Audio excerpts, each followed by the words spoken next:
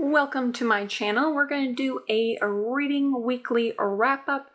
This week was a great week and I was determined to have a good week. My goodness, the first few reads of this year were tedious and not the greatest, to be honest. So to switch it up, to make sure I got some good books, I ended up reading from authors I've given 5 stars before and was interested in reading more from. And they absolutely didn't disappoint. This was fantastic, and I hope this continues because I had a lot of fun. The first book I actually listened to was The Gentle Art of Fortune Hunting by KJ Charles. I wanted to give this a try because she actually wrote one of my favorite books of last year. It was Death in the Spires.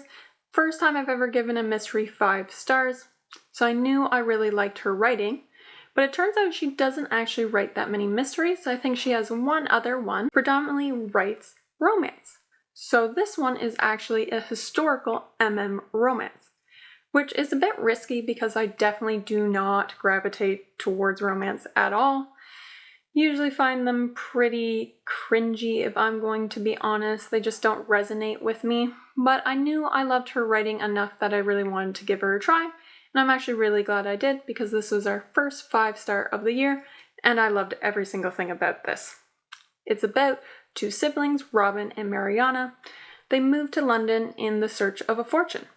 Robin sets his eyes on this young heiress named Alice, trying to win her hand for marriage. But she has a very protective Uncle Hartlebury who stands in his way. He tries to charm him while Hartlebury is trying to out him as the fortune hunter he is. As they're doing this, they start to care for each other. Now, based on the title, like Hunting for a Fortune, you would definitely think that there would be like a lot of lying, people getting cheated, a lot of manipulation, a good guy versus bad guy kind of archetype. But I didn't think this book had any of it in there. I think this book did a really good job of having really likable characters. Everyone has agency within their own storyline. Everyone has a great story development. And overall, there wasn't a single character I didn't like in this book. And to me, I really liked that because I just can't root for a couple if you're only able to have a relationship by like hurting others. Just doesn't do it for me. So I loved this couple. The banter between them had me kicking and smiling the whole time, which I really don't do with romance that often. So this was a fantastic reading experience. I will say there's more spice than I usually like in my romances. Typically, if there's a lot of spice, either, again, I'm cringed out or I just kind of laugh at it. But this one, I feel like, 1, it doesn't start until like 40% in the book, so you start to like the characters. And 2, like throughout, it doesn't just become that. There's still a great plot, great story development. So this one, it actually worked for me. It's also probably just well written. I just really like her writing. So I loved this. I'm definitely going to read more by this author. I'm very excited. I think this is an author I will read her backlist. Not sure when I'll get to the next one because I have so many books on my TBR right now, but it's definitely ones I'll be looking out for sure. And if she gets another 5-star, I'm pretty confident in putting her in my favorite authors list, which is pretty exciting because a lot of my favorite authors right now are much older authors, so it's nice to be with it and like something contemporary. Next, I read a horror book. I read Devolution, a first-hand account of the Rainier Sasquatch Massacre by Max Brooks. You probably recognize this author because he wrote one of my favorite books of all time. He wrote World War Z. That's why I picked this up. Now, I was hesitant just because I don't know if I like Sasquatch as much as I love zombies. And 2, I really liked World War Z because it had a much larger scope. So there was commentary on society. It wasn't just about zombies. And I really wasn't sure how he would do this in this book about Sasquatches and with such a small scope. This is just about a massacre in a small town. And you learn about the massacre through a missing resident, Kate Holland's diaries, as well as interviews with her brother and a park ranger. So I wasn't really sure with so few characters how you could do commentary, but he does it again. This is a 4-star.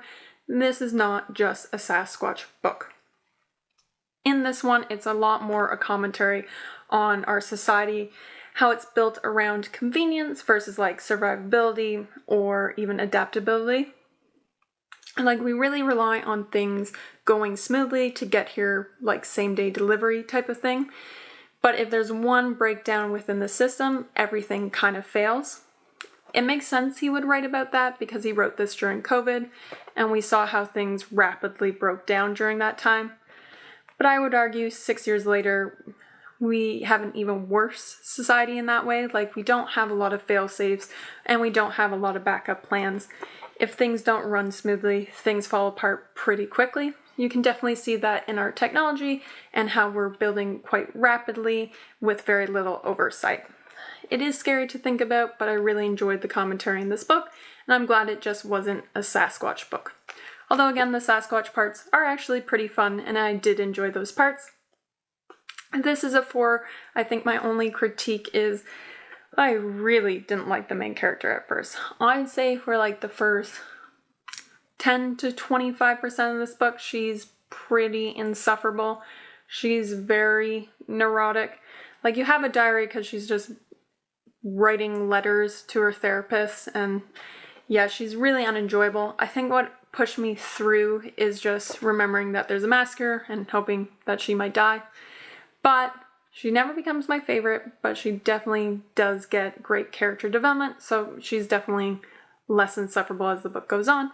So if you struggle with that in the first part, you're not alone, but it does get better, so I would recommend pushing through because it's a pretty enjoyable book.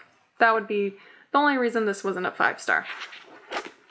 And I'm kind of sad because he doesn't write that many books. I think he has one other book. It's like the survival zombie one, which maybe I should read because I really liked this, but it doesn't call to me. I'm hoping he reads more though, because this was great.